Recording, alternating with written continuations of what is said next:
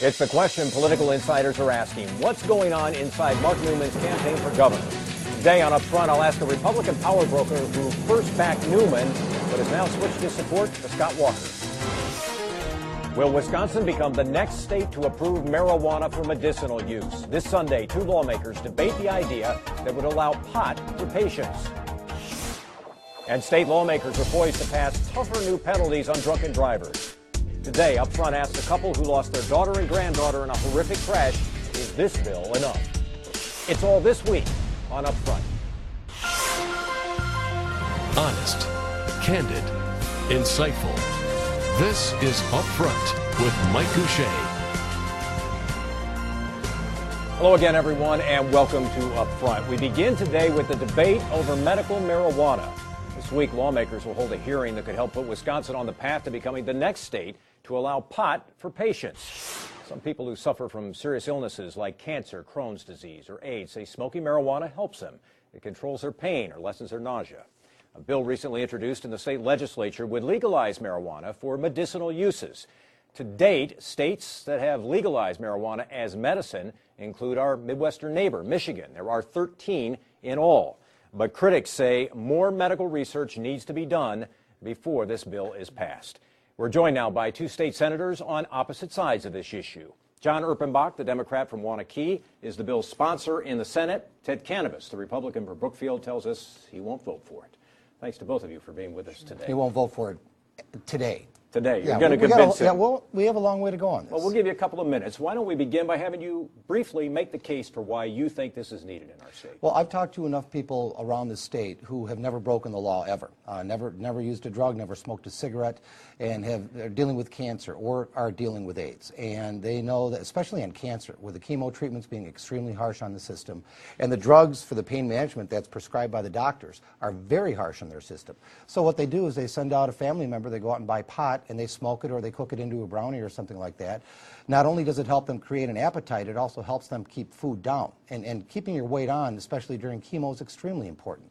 So I think we are not in a position to say to someone, no, sorry, you can't have that. I think that's the wrong way to go. So you say this is about compassion. What is your concern about this? The biggest problem that I have with this bill, Mike, is that the science obviously doesn't add up.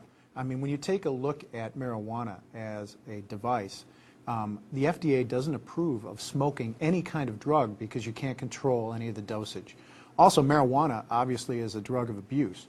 It's one that, creates dependencies, and there are some really long-term problems that can come from it. If you smoke 5 joints a week, it's like smoking a pack of cigarettes a day.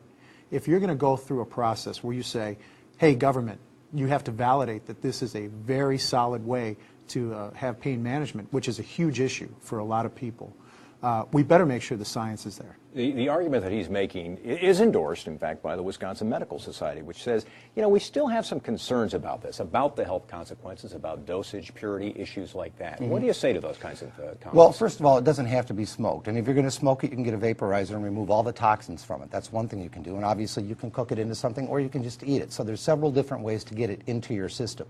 Obviously, the studies haven't been there because the FDA won't take a look at this, in part, I think, because the pharmaceutical companies do not want this to happen. They don't.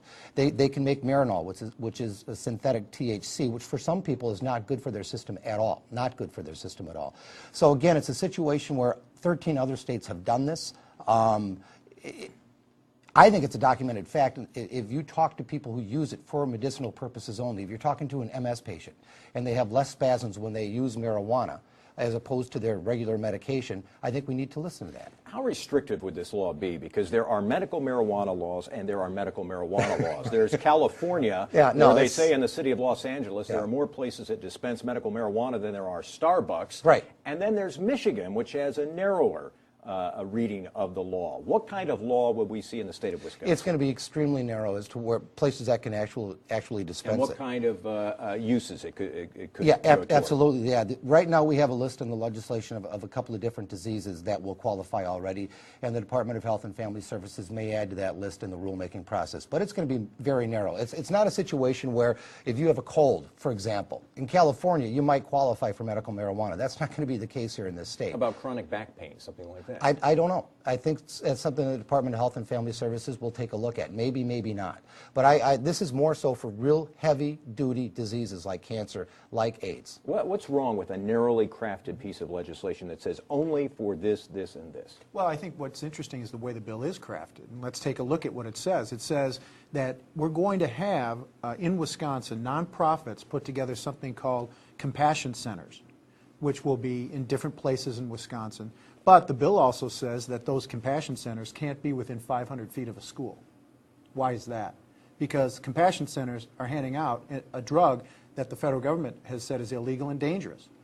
We have to be very careful if we're going to go down this road. And that's the problem I have with government being in the marijuana business, is that suddenly we're not only validating that this is something that should be legal effectively, but we're also saying effectively to everybody, marijuana is okay, because it's a drug that's used for treating something as easy to treat as like back pain or something like that.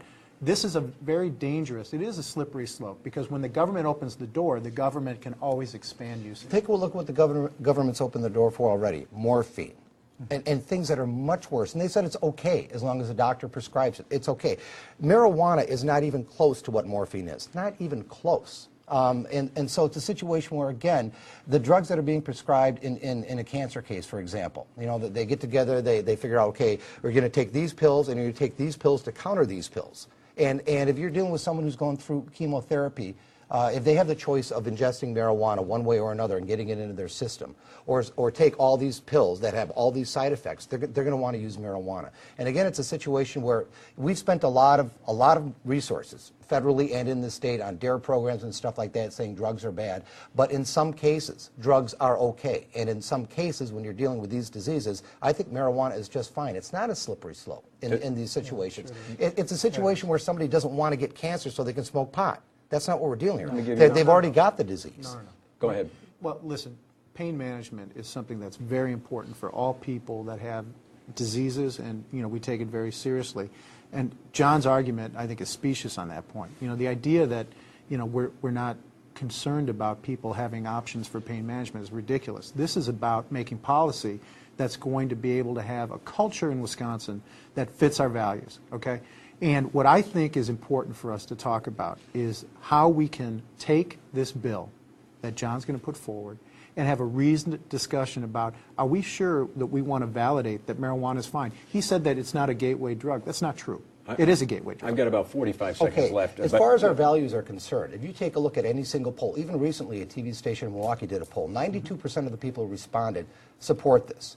Well over 92% of the people responded said they were in favor of your health care bill, too. And well over 70 to 75% in any poll statewide, people support this. Well, then that's the final question. This has been tried in the past. It hasn't gotten very far. Could it happen this time? I mean, you saw what happened in Michigan. Sure. 63% of the people approved it in a referendum. Sure. It was approved by a majority in every county in the state. I think when people find out what this bill does and have a real understanding of the implications, not only short-term but long-term, I don't believe the bill will pass. Senator Ted Cannabis from Brookfield, Senator John Erpenbach from Waunakee. Thanks very much, both of you, for being with us.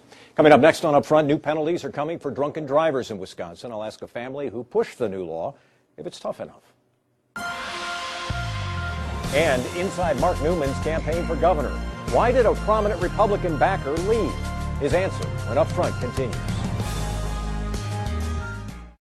Upfront with Mike Gousha, brought to you by American Transmission Company and the Wisconsin Corn Growers Association.